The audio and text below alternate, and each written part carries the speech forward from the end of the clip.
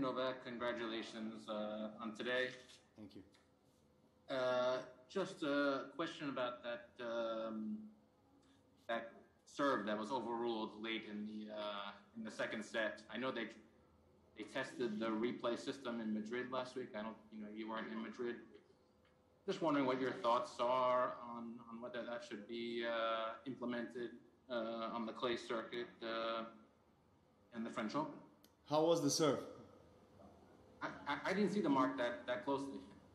Okay. I think you thought it was in, no? Yeah, I kind of smiled at the chair umpire. We smiled back and we said we're going to check it out after the match. But yeah, it was very, very close, very close. I mean, look, you can always see the mark on clay. It has always been like that.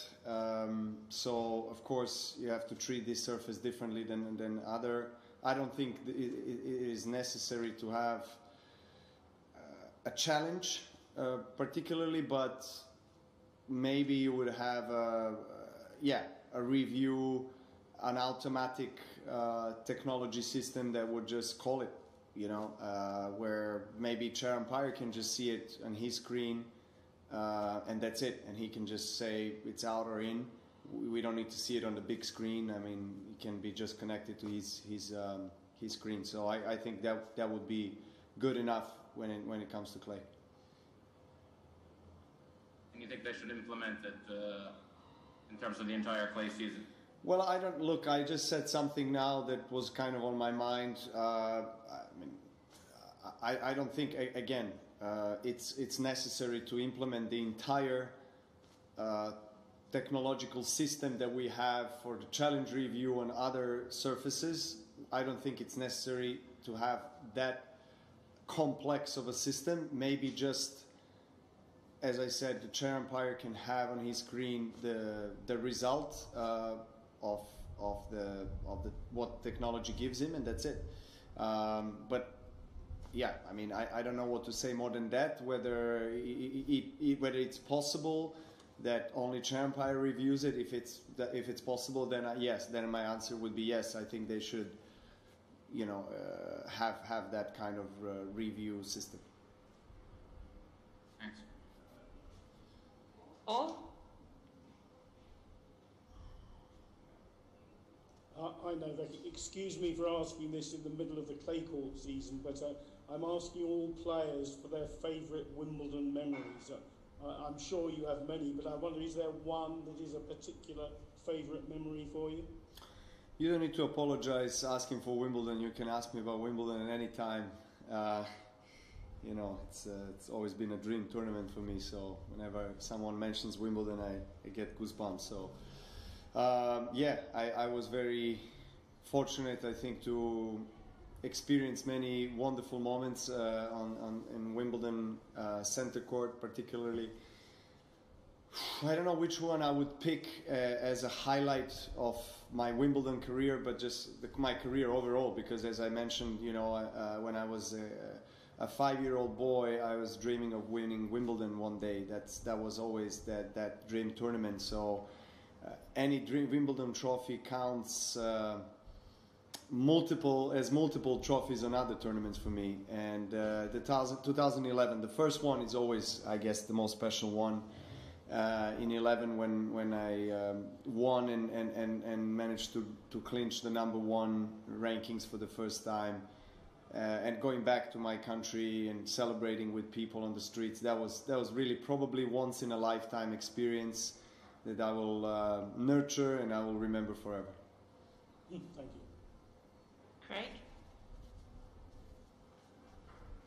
Novak, another non-match question. You just mentioned about you being when you were 5 years old, looking to Wimbledon, etc. And what I'd like to know is, and we also know the stories about how particular you were as a child with making sure your things were all the right spots and organized, etc.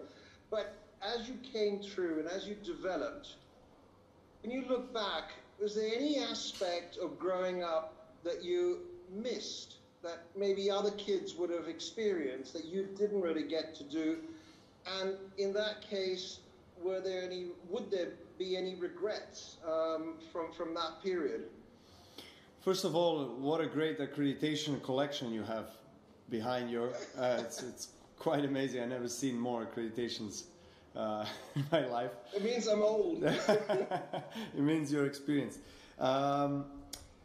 Yes, I was really fortunate to be surrounded, I think, with the right people, right mentorship, right guidance from my parents as well. So I developed the habit of discipline very early on, and that has helped me, stay focused and devoted to the sport that I love. And from a pretty young age, I was already quite clear with myself what I want to achieve and where I'm headed, what are the dreams, what are the goals. And as I said, the guidance that I had from my parents, and particularly from my tennis mother, as I like to call her, Jelena Gemčić, that was my coach early on and taught me all the fundamentals of tennis. Because of them, I was just able to organize my life pretty well, and it allowed me to enjoy playing tennis, not just really be training and kind of putting aside the actual joy of an inner child that wants to play.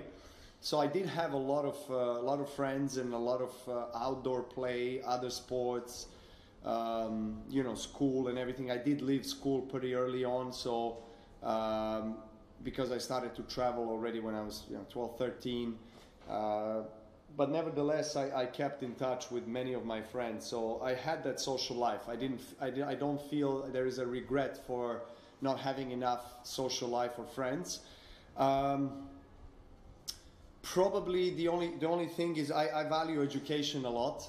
I think education is essential for self-growth and self-development and character building throughout life, not just from an aspect of knowledge, but also from an aspect of social interaction and social skills.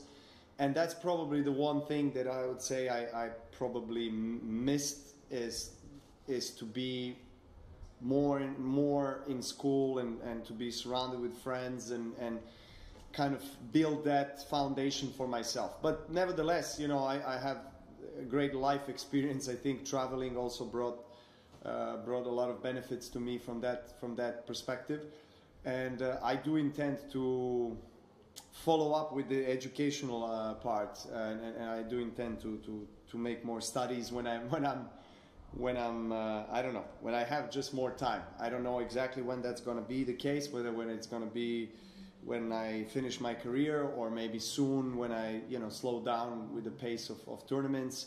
But I'm excited to learn. I'm kind of hungry for that knowledge. So that's probably the only part that I would probably say I don't regret, but I just miss probably more than anything else. And what would you like to be studying? What would be the aspect, that knowledge? What is it you would like to follow? Health, anything that is related to health. There's such a wide area of life, obviously. That attracts me a lot. It's, the nutrition, the wellness, well-being, mental well-being, emotional well-being, I don't know particularly what at the moment, but then anything that is really related to health and well-being of a person. And history, archaeology, I like that as well.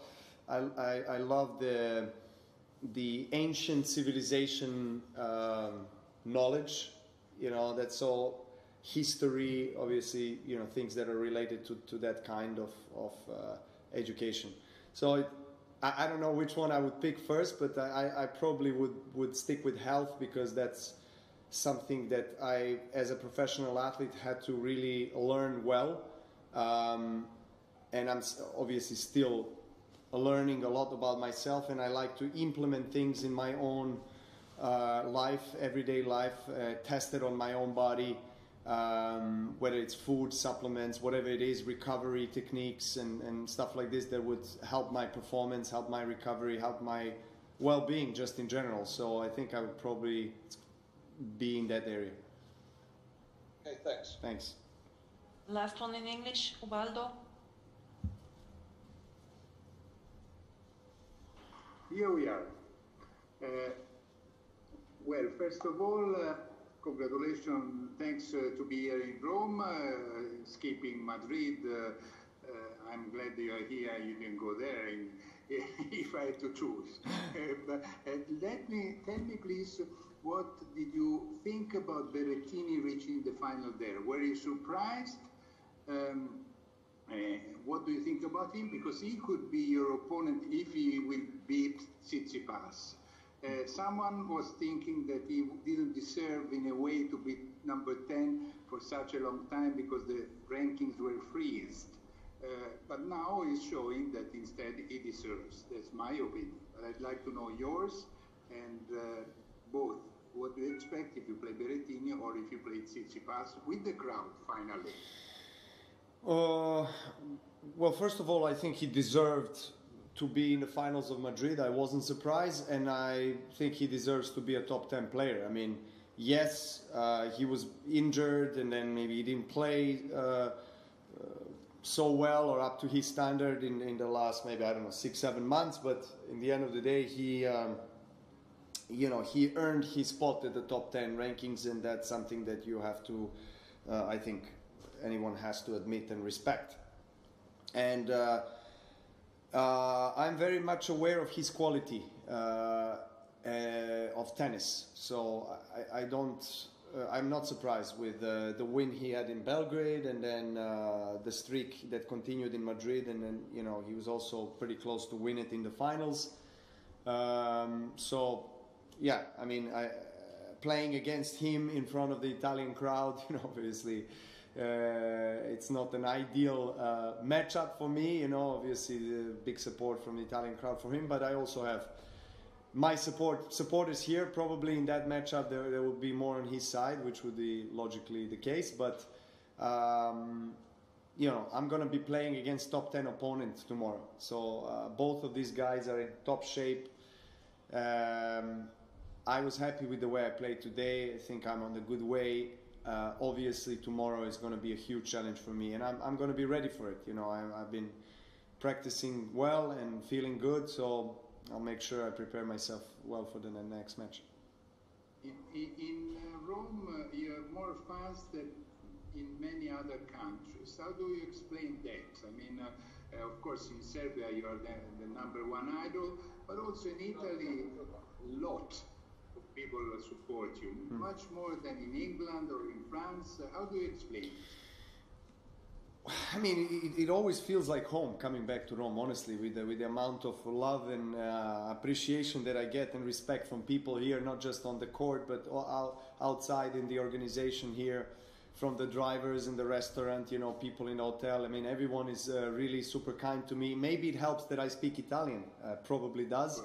And I love Italy, I mean, who doesn't? I mean, the history and that this city has in this country, the food and la gioia della vita qui, and it brings me happiness every time I'm about to come to Italy and to play in Rome. So and each year the love affair grows even more, because the bond is stronger and stronger. So hopefully I can feel a little bit of that love even more tomorrow, and so I can keep on progressing in the tournament. Grazie. Ciao. Grazie.